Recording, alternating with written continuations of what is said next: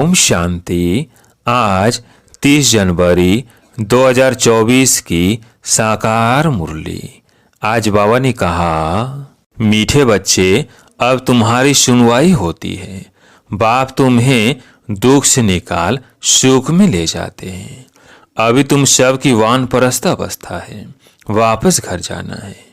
प्रश्न, सदा योग युक्त रहने तथा सीमत पर चलने की आज्ञा बार बार हर बच्चे को क्यों मिलती है? उत्तर, क्योंकि अभी अंतिम विनाश का दृश्य सामने है। करोड़ों मनुष्य मरेंगे, नेचुरल कैलेमिटीज होंगी।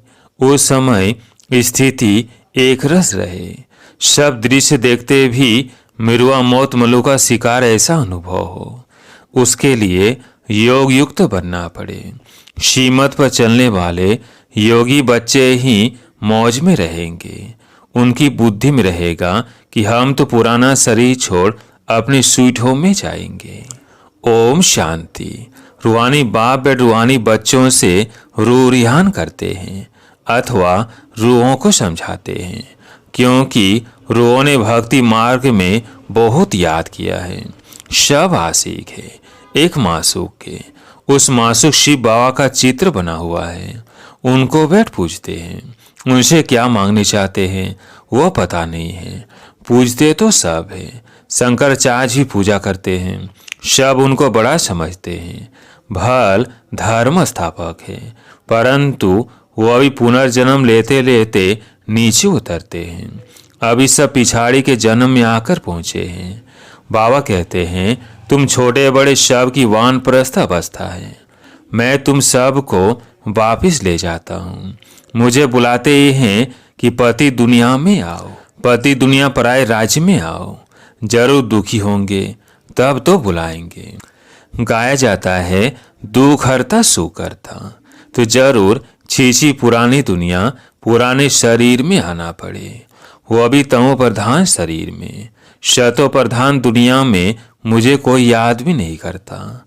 ड्रामा अनुसार सबको मैं सुखी बना लेता हूँ। बुद्धि से काम लेना है कि सतयुग में जरूर आदि सनातन देव देवता धर्म होगा। और सत्संगों में तो शिव शास्त्र पढ़ते पढ़ते नीचे उतरते जाते हैं। दलदल में पड़ने वाले दुखी होते हैं। ये है ही दुखधाम, वो है सुखधाम। बाप कितना सहज करके समझाते हैं, क्योंकि बिचारी अबलाएं कुछ भी नहीं जानती हैं। कोई को भी यह पता नहीं है कि फिर वापिस भी जाना है या सदैव पुनर्जन्म लेते ही रहना है। अभी तो सब धर्म वाले हैं। पहले पहले स्वर्ग था तो एक ही धर्म था। सारा चक्र तुम्हारी बुद्धि में है। कोई और की बुद्धि में यह बातें रह न सके। वो तो कल्प की आयु लाखों वर्ष कह देते हैं। इसको कहा जाता है घोर अंधियारा। ज्ञान है घोर सोजरा। अभी तुम बच्चों की बुद्धि में रोशनी है। तुम कोई मंदिर आदि में जाएंगे तो तुम कहेंगे, हम शिव बाबा के पास जाते हैं, ये लक्ष्मी नारायण हम बनते हैं। यह बातें और सत्संगों में नहीं होती। वो सब है भक्ति मार्ग की बातें। अभी तुम रचता और रचना के आदि मध्य अंत को जानते हो। ऋषि मुनि आदि कहते थे, हम नहीं जानते हैं। तुम भी पहले नहीं जानते थे। इस समय सारे विश्व में भक्ति है। यह पुरानी दुनिया है। कितने ढेर मनुष्य हैं। सतयुग नई दुनिया में तो एक ही अद्वैत धर्म था। फिर होता है द्वैत धर्म। अनेक धर्मों में तालियां बजती है। सब की एक दो में खिटखिट है। ड्रामानुसार उनों की पॉलिसी ऐसी है। किसको भी अलग करते हैं तो लड़ाई होती है, पार्टीशन होते हैं। मनुष्य बाप को न जानने के कारण पत्थर बुद्धि बन पड़े हैं। इस समय बाप समझाते हैं, देव देवता धर्म में ही प्राय लोप हो गया है। एक भी नहीं जिसको पता हो किनों का भी राज्य था। तुम अभी समझते हो हम देवता बन रहे हैं। शिव बाबा अभी हमारा ओबीडिएंट सर्वेंट बना है। बड़े आदमी हमेशा चिट्ठी लिखते हैं तो नीचे लिखते हैं ओबीडिएंट सर्वेंट। बाप भी कहते हैं हम ओबीडिएंट सर्वेंट हैं, तो दादा भी कहते हैं हम ओबीडिएंट सर्वेंट हैं। हम फिर 5000 वर्ष के बाद हर कल्प के पुरुषोत्तम संगम युग में आता हूँ। बच्चों की आंख सेवा करता हूँ। मुझे कहते हैं दूर देश के रहने वाला। इनका भी अर्थ नहीं जानते। इतने शास्त्र आदि पढ़ते हैं परंतु अर्थ नहीं समझते। बाप आकर सब वेदों शास्त्रों का सार समझाते हैं। तुम बच्चे जानते हो कि इस समय रावण राज्य है। मनुष्य पतित बनते जाते हैं। यह भी ड्रामा बना हुआ है। तुम बच्चों को दोजख से निकाल बहिश्त में ले जाते हैं। उनको ही गार्डन ऑफ अल्लाह कहते हैं। कलयुग में है कांटों का जंगल। संगम युग पर फूलों का बगीचा बन रहा है। फिर वहाँ सतयुग में तुम सदा सुखी रहते हो, एवर हेल्दी एवर वेल्दी बन जाते हो। आधा कल्प सुख फिर आधा कल्प दुख, यह चक्कर फिरता ही रहता है। इनकी एंड होती नहीं है। सबसे बड़ा बाप आते हैं, सबको शांति धाम सुख धाम में ले जाते हैं। तुम जब सुख धाम में जाते हो तो बाकी सब शांति धाम में रहते हैं। आधा कल्प है सुख का और आधा कल्प है दुख का। उनमें भी सुख जाती है। अगर आधा आधा होता तो टेस्ट क्या आएगी। भक्ति मार्ग में भी बहुत धनवान थे। अभी तुमको याद आता है कि हम कितने धनवान थे। बहुत धनवान जब देवाला मारते हैं तो याद आता है कि हमारे पास क्या क्या था, कितना धन था। बाप समझाते हैं भारत साहूकार था, पैराडाइज था। अब देखो कितना गरीब है। गरीबों पर ही रहम पड़ता है। अब एकदम कंगाल बन पड़े हैं, भीख मांग रहे हैं। जो सॉल्वेंट थे अब इंसॉल्वेंट बन पड़े हैं। यह भी नाटक है। बाकी जो भी धर्म आते हैं वो बाय प्लॉट है। कितने धर्म के मनुष्य वृद्धि को पाते रहते हैं। भारतवासियों के ही 84 जन्म हैं। एक बच्चे ने और धर्मों का हिसाब किताब निकाल कर भेजा था, परंतु जास्ती इन बातों में जाने से कोई फायदा नहीं। यह भी वेस्ट ऑफ टाइम हुआ। इतना समय अगर बाप की याद में रहते तो कमाई होती। अपनी तो मुख्य बात है हम पूरा पुरुषार्थ कर विश्व का मालिक बने। बाप कहते हैं तुम ही शतो प्रधान थे, तुम ही तमो प्रधान बने हो। 84 जन्म भी तुमने लिए हैं। अब फिर वापिस चलना है, बाप से वर्षा लेना है। तुमने आधा कल्प बाप को याद किया। अब बाप आए हैं, तुम्हारी सुनवाई होती है। बाप फिर से तुमको सुखधाम में ले जाते हैं। भारत के उत्थान और पतन की भी जैसे एक कहानी है। अब यह पति दुनिया, संबंध भी पुराना है। अब फिर से नए संबंध में चलना है। इस समय एक्टर सब हाजिर है। इनमें कोई फर्क नहीं पड़ सकता है। आत्मा तो अविनाशी है। कितनी ढेर आत्माएं होंगी, उनका कभी विनाश नहीं होता। इतनी करोड़ आत्माओं को पहले तो वापिस जाना है। बाकी शरीर तो सबके खत्म हो जाते हैं। इसलिए होली का भी मनाते हैं।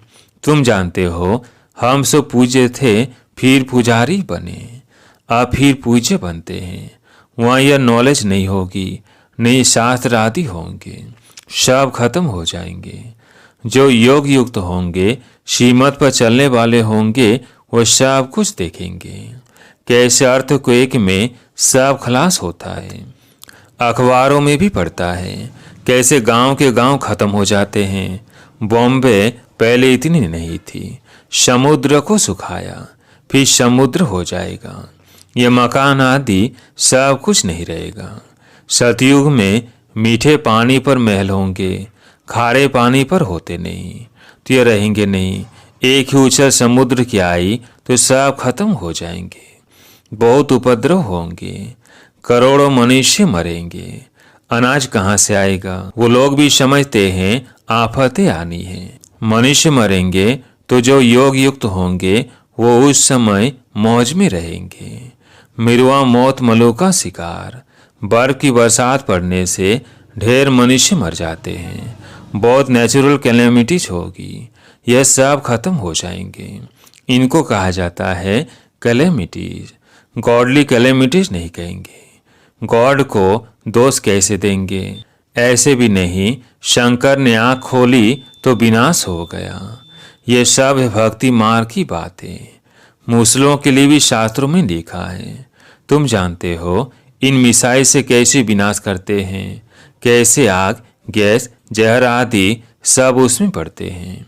बाप समझाते हैं पिछाड़ी में सब फट से मर जाए, कोई बच्चे आदि भी दुखी ना हो। इसलिए नेचुरल कैलेमिटी से झट मरेंगे। यह सब बना बनाया ड्रामा है। आत्मा तो अविनाशी है, कभी विनाश नहीं होती, न छोटी बड़ी होती है। शरीर सब यहाँ खलास होंगे, बाकी आत्माएं सब स्वीट होम में चली जाएंगी। बाप कल्प कल्प आते हैं संगम युग पर। तुम भी इस पुरुषोत्तम संगम युग पर ही ऊंचे तूंच बनते हो। वास्तव में श्री श्री शिव बाबा को और श्री इन देवताओं को कहा जाता है। आजकल तो देखो सबको श्री श्री कहते रहते हैं, श्रीमती, श्री फलाना। अब श्रीमत तो एक बाप ही देते हैं। विकार में जाना क्या ये श्रीमत है? यह तो है ही भ्रष्टाचारी दुनिया। अब मीठे मीठे बच्चों को बाप कहते हैं मुझे याद करो, तो खाद निकल जाए। गृहस्थ व्यवहार में रहते कमल फूल समान पवित्र रहो। शव को अब विश्व के आदि मध्य अंत के चक्र का ज्ञान हुआ है, परंतु ये अलंकार तुमको नहीं दे सकते। आज तुम अपने को सौदर्शन चक्रधारी समझते हो, कल माया थप्पड़ लगा दे तो ज्ञान ही उड़ जाए। इसलिए तुम ब्राह्मणों की माला भी नहीं बन सकती। माया थप्पड़ लगाए बहुतों को गिरा देती है, तो उनकी माला कैसे बनेगी? दशाएं बदलती रहती है। रुद्र माला ठीक है, विष्णु की माला भी है, बाकी ब्राह्मणों की माला नहीं बन सकती। तुम बच्चों को डायरेक्शन देते हैं कि दे सहित दे के सब धर्म छोड़ मामेकम याद करो। बाप तो निराकार है, उनको अपना शरीर तो है नहीं, और आए भी हैं इनकी वानप्रस्थ अवस्था में। जब 60 वर्ष की आयु हुई, वानप्रस्थ अवस्था में ही गुरु किया जाता है। वानप्रस्थ अवस्था में ही गुरु किया जाता है। मैं तो हूँ सदगुरु, परंतु गुप्त वेश में। वह भक्ति के गुरु, मैं हूँ ज्ञान मार्ग का। प्रजापिता ब्रह्मा को देखो कितने ढेर बच्चे हैं। बुद्धि हद से निकल बेहद में चली गई है। मुक्ति में जाकर फिर जीवन मुक्ति में आते हैं।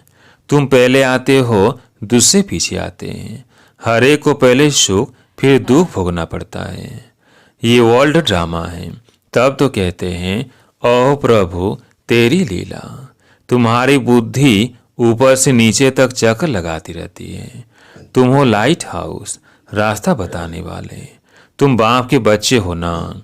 फादर कहते हैं मुझे याद करो, तो तुम तमो प्रधान से शतो प्रधान बन जाएंगे। ट्रेन में भी तुम समझा सकते हो बेहद का बाप स्वर्ग का रचयिता है। भारत में स्वर्ग था, बाप आते हैं भारत में। शिव जयंती भारत में मनाई जाती है, परंतु कब होती है यह कोई नहीं जानते। तिथि तारीख दोनों ही नहीं है, क्योंकि गर्भ से जन्म नहीं लेते। बाप कहते हैं अपने को आत्मा समझो। तुम अशरीरी आए थे, पवित्र थे, फिर अशरीरी होकर जाएंगे। मामेकम याद करते रहो तो पाप कट जाएंगे। अच्छा, मीठे मीठे सिकिल्दे बच्चों प्रति माता पिता बाप दादा का याद प्यार और गुड मॉर्निंग। रूहानी बाप की रूहानी बच्चों को नमस्ते। हम रूहानी बच्चों की रूहानी बाप दादा को याद प्यार गुड मॉर्निंग नमस्ते नमस्ते। धारणा के लिए मुख्य सार।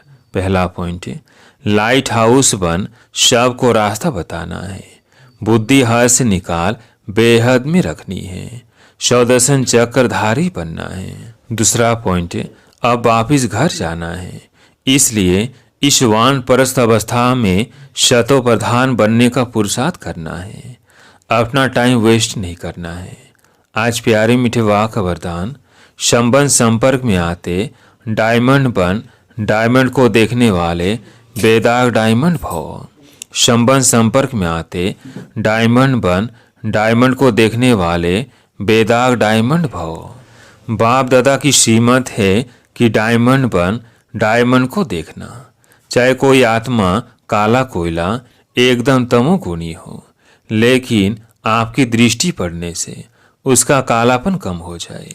अमृत वेले से रात तक जितनों के भी संपर्क संबंध में आओ, सिर्फ डायमंड देखते रहो। किसी विघ्न अथवा सौभाग्य के पास डायमंड पर दाग न लगे। चाहे अनेक प्रकार की परिस्थितियों के विघ्न आए, लेकिन आप ऐसे पावरफुल बनो जो उसका प्रभाव ना पड़े। स्लोगन: मन और बुद्धि को मन मन से सदा खाली रखने वाले ही आज्ञाकारी हैं। मन और बुद्धि को मन मन से सदा खाली रखने वाले ही आज्ञाकारी हैं। अब व्यक्ति साइलेंस द्वारा डबल लाइट फरिश्ता स्थिति का अनुभव करो। जैसे अंतरिक्ष यान वाले ऊंचे होने के कारण सारे पृथ्वी के जहां के भी चित्र खींचने चाहे खींच सकते हैं, ऐसे साइलेंस की शक्ति से अंतर्मुखता की गुफा में बैठकर साइलेंस की गहरी अनुभूति करो। यह अनुभूति डबल लाइट फरिश्ता बना देगी। अच्छा, ओम शांति।